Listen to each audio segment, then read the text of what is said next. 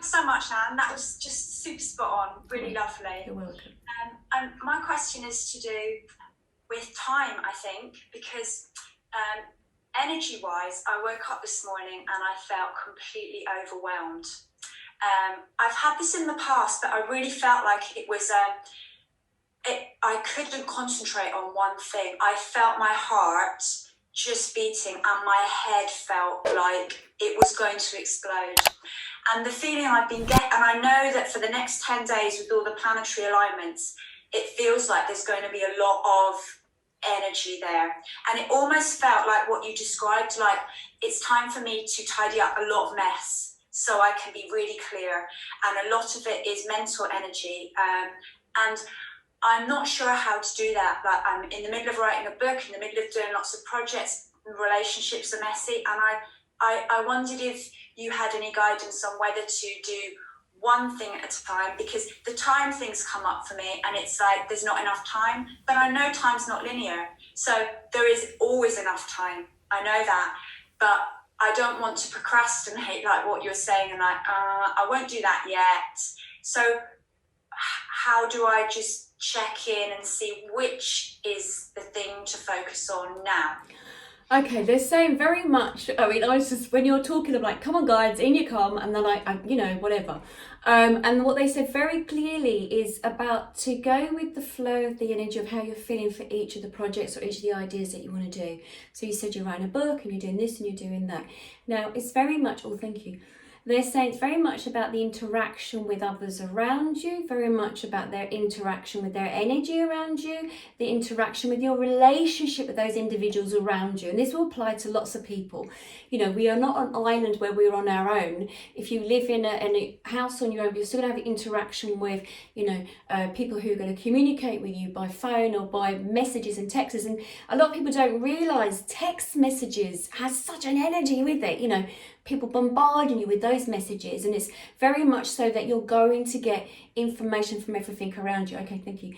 They just said you do not lock yourself away in a little box anywhere, they're saying. It's very much so that you need to go with what you're feeling at any particular time, but stay with it. So if you're saying to yourself, okay, I'm going to sit and do something about my book, I'm going to sit there and write on my book today, they just said you can't allocate the whole day because that's not how it's going to work, but you allocate time slots. So if you say to yourself, and they're working with hours, they don't like the hour, how the linear time, but if you say that you're going to work on a project, then say to yourself, right, I'm going to give myself an hour to sit with it. Okay, they laughed. One of them just turned around and said, you wouldn't sit there and say, I'm going to sit there for an hour, and then you just ponder and wiggle your fingers and nothing's happening.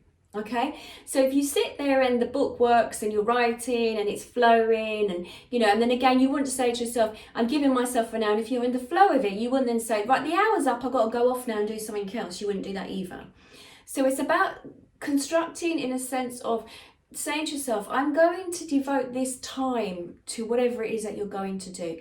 And if it's, okay, thank you, they just said, you're very good at meditation in a sense of feeling into your gut feeling and going with that. But we know it gets off track sometimes by the people that you live with and sometimes being pulled in different directions. So it's about really focusing your energy and allowing yourself to, people don't meditate who are listening to this, then sit with yourself for a couple of moments, breathe in gently and allowing yourself to connect to exactly what you feel that's right. Now, if you're saying to yourself, it's very much, they just said, it's a bit like if you're saying you've got to do the book and then you don't get that great feeling about it, you're like, oh, it's like paying the bills, then there's no point in doing it. If you're saying that you're going to devote that time to writing a little bit about the book and it's like makes you feel, oh yeah, zingy inside and like, yeah, this feels right, then go and sit with it and then go on and get on with the book. And again, construct that time for yourself, take yourself away, and allow then your mind just to be on the book. They're sort of making me aware whether your mind suddenly goes off every so often and it thinks, oh, maybe I should be doing this or maybe I should be doing that.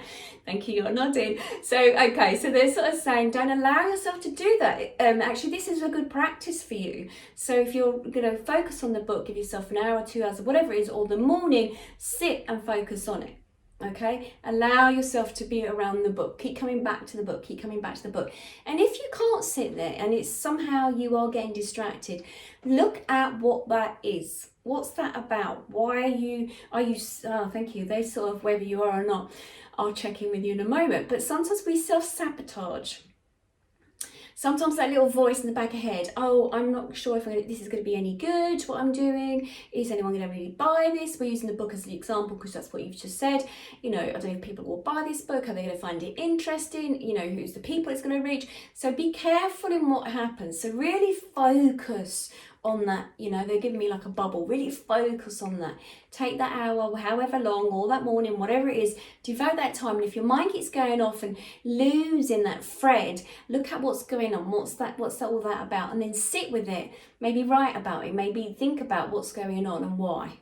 And then once that morning's over, or that hour, and that's it, the time's up, then move on to something else. That's what they said. But give yourself allocated time slots. And they hate the word time, I know them so well. But give yourself those allocated time slots and keep bringing yourself back. Because what they're saying is, if you they give me the impression that you might be jumping from thing to thing, project to project. And when you do that, it's like you've got all those self-sabotaging thoughts going on and you're not looking at what that's about. So you need to sit, what's that self-sabotaging thought going on? Why is it am I thinking like that? Where does that come from? Where's that thread? They're saying the common thread. Where's it taken you back to? And I've got a feeling it links back to your younger self and other things going on with your family, okay? Oh, that's going to be very prevalent this week for a lot of people. Love that. Does that answer your question? Thank you. Perfect. Absolutely spot on. Thank you very much. They actually said you just need to get on with it, to be honest. Can you get on with it because it needs to get out there? And they understand why it's not getting done, but can you just get on with it, please? Thanks, Anne. Not me, just them. So you never know what they're going to say.